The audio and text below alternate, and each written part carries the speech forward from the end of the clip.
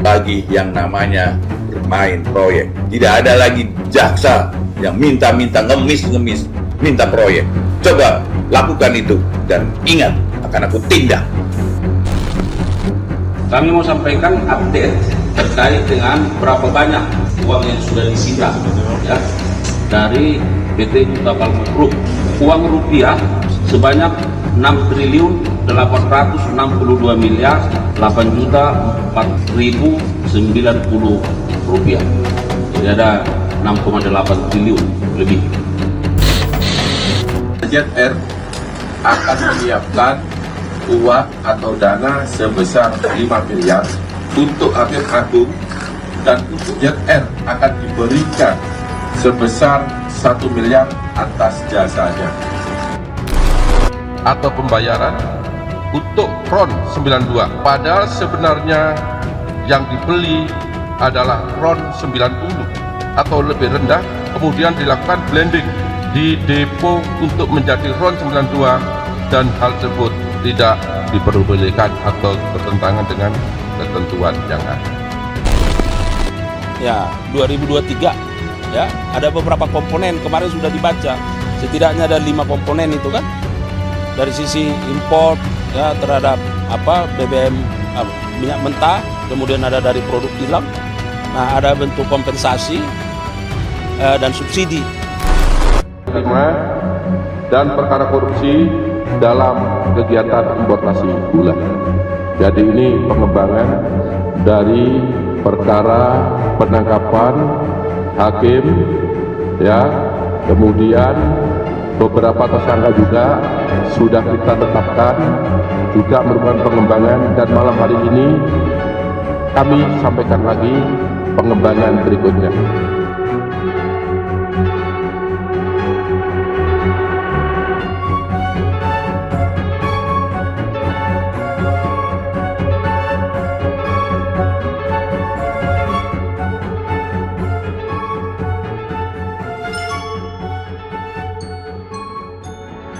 Ini capaian kejaksaan yang sangat luar biasa sekali ya. Pada saat lalu memamerkan uang yang jumlahnya sangat fantastis sekali, yaitu mencapai 6,8 triliun. Kita sangat terkejut sekali dengan capaian dari Kejaksaan Agung. Belum selesai kita dikejutkan dengan angka nominal yang sangat besar, 6,8 triliun. Kejagung juga tiba-tiba memamerkan lagi uang yang hampir 1 triliun. Dan bahkan ada emas. Emas itu beratnya sekitar 51 kilo. Dan menurut saya ini adalah apresiasi yang sangat keren lah bagi kejaksaan ya. Karena kejaksaan di bawah ST Burhanuddin itu sangat bernyali ya, sangat bertaring. Setidaknya bisa merampas uang yang cukup besar, 6,8 triliun loh. Nah, sangat berbeda sekali dengan KPK. Nah, KPK saat ini terlihat melempem, tidak bernyali, dan bahkan pada saat lalu itu malah mengomentari terkait guru yang mendapatkan hadiah lah. Itu bukan penghargaan, melainkan gratifikasi dan lain sebagainya. Ini kan sangat lucu sekali.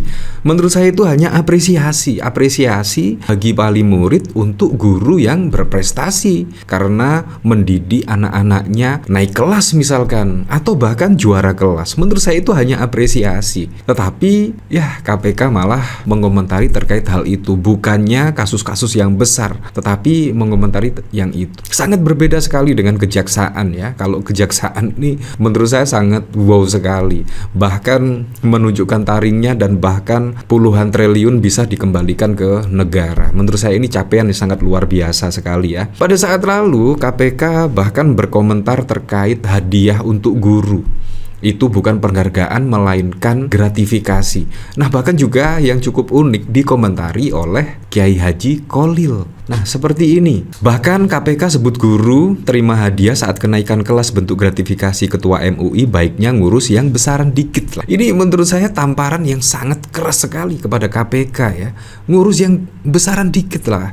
Biar kalau yang seperti itu urusan polisi misalkan, urusan yang lainnya lah, bukan malah KPK yang seharusnya bisa mengembalikan uang negara yang cukup banyak karena gaji KPK itu menurut saya juga sangat fantastis. Seharusnya juga bisa mengembalikan uang negara yang cukup besar lah, bukan malah mengomentari hal remeh-temeh seperti ini, kenaikan kelas dan lain sebagainya.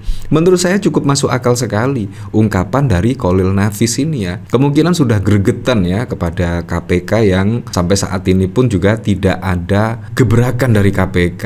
Ya, selain kasus Hasto Kristanto. Menurut saya KPK sudah bernyali sekali untuk menetapkan tersangka terkait Hasto Kristanto. Tetapi kan dilihat dari nominalnya seberapa? Nggak sampai 1 miliar, tetapi sudah menyita banyak perhatian dan bahkan juga sampai saat ini pun persidangan masih tetap berlanjut ya. Komisi Pemberantasan Korupsi menyebut guru terima hadiah saat kenaikan kelas sebagai gratifikasi.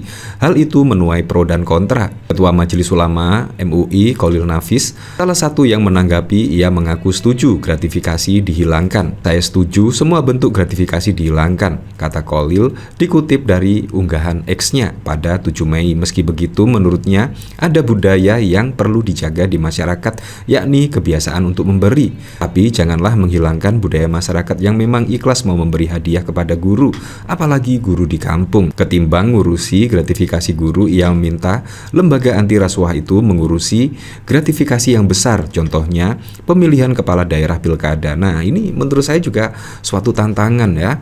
Menurut saya pastinya akan sangat banyak sekali pada saat pilkada yang lalu. Ada gratifikasi ke kepala desa misalkan, ada pemberian kepada camat misalkan, ke ormas-ormas, pasti akan sangat banyak sekali kalau KPK berani menyelidikinya. Tetapi pertanyaannya, apakah KPK berani? Pastinya juga tidak berani. Yang besar-besar itu urusan kejaksaan kalau menurut saya ya. Bahkan KPK semenjak saat ini waduh sangat bau sekali lah menurut saya ya. Bahkan mengomentari terkait hal yang seperti ini. Sungguh sangat berbeda sekali dengan Kejaksaan Agung. Kalau Kejaksaan itu wow, nilainya sungguh fantastis sekali ya. Pada saat lalu kita dikejutkan dengan Pertamina. Kasus Pertamina yang konon kerugian negara itu hampir 1.000 triliun. Itu juga sangat wow sekali. Seharusnya KPK itu unjuk gigi lah, unjuk gigi.